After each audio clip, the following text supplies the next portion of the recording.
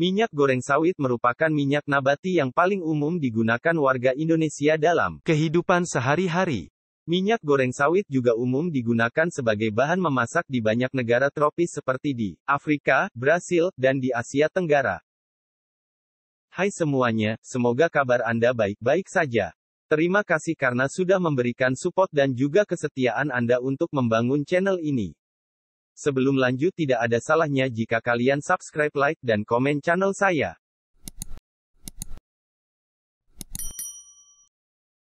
Penggunaan minyak sawit dalam industri makanan umumnya didorong oleh biaya produksinya yang rendah, serta kestabilan oksidatifnya ketika digunakan untuk menggoreng.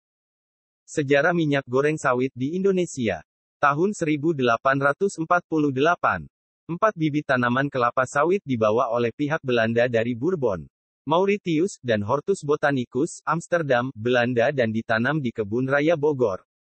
Tahun 1853 pohon kelapa sawit tersebut mulai berbuah dan bijinya diberikan secara gratis kepada yang berminat. Pada tahun 1911, tanaman kelapa sawit mulai dibudidayakan secara komersial oleh pemerintahan Belanda di Sumatera Utara. Tahun 1930 kelapa sawit ditanam di tepi Jalan Deli, Sumatera Selatan sebagai tanaman hias.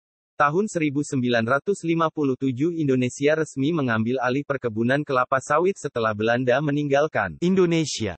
Keberhasilan produksi minyak sawit yang terus meningkat membuat kedudukan minyak kelapa sebagai minyak goreng pilihan digantikan oleh minyak sawit.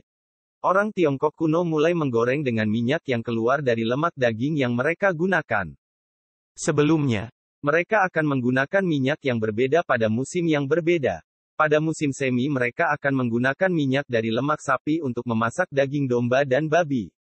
Di musim panas mereka menggunakan minyak dari lemak untuk memasak ayam dan ikan kering. Pada musim gugur mereka akan menggunakan lemak dari lemak babi memasak daging sapi dan rusa. Di musim dingin, orang dahulu akan menggunakan minyak lemak dari domba untuk memasak ikan segar dan angsa. Minyak nabati pertama yang digunakan mungkin minyak wijen karena rasanya yang khas. Sampai sekarang masih digunakan dalam banyak masakan China. Minyak wijen banyak digunakan zaman San Guo atau zaman tiga kerajaan periode peradaban Tiongkok. Mulai ada banyak variasi minyak nabati zaman dinasti Song, di antaranya minyak dari kedelai.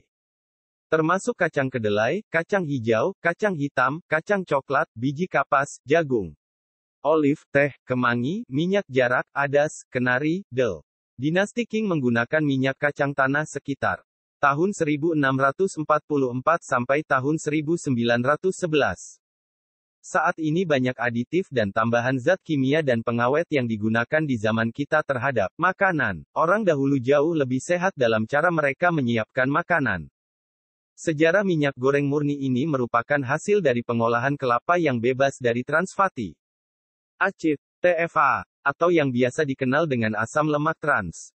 Dahulu kala minyak kelapa ini dikenal sebagai minyak kelentik yang biasa digunakan di dapur oleh nenek moyang kita. Dapat digunakan untuk menyemir rambut agar kembali hitam berkilau dan menjaga kesehatan rambut tetap subur. Selain itu minyak kelapa dahulu juga digunakan para ibu hamil untuk membantu melancarkan proses persalinan dan memperlancar ASI. Pembuatan minyak kelapa murni ini dilakukan pada suhu rendah.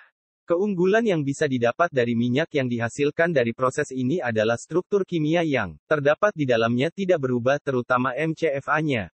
Untuk dapat menghasilkan minyak kelapa murni yang berkualitas tinggi memerlukan ketelitian yang sangat tinggi.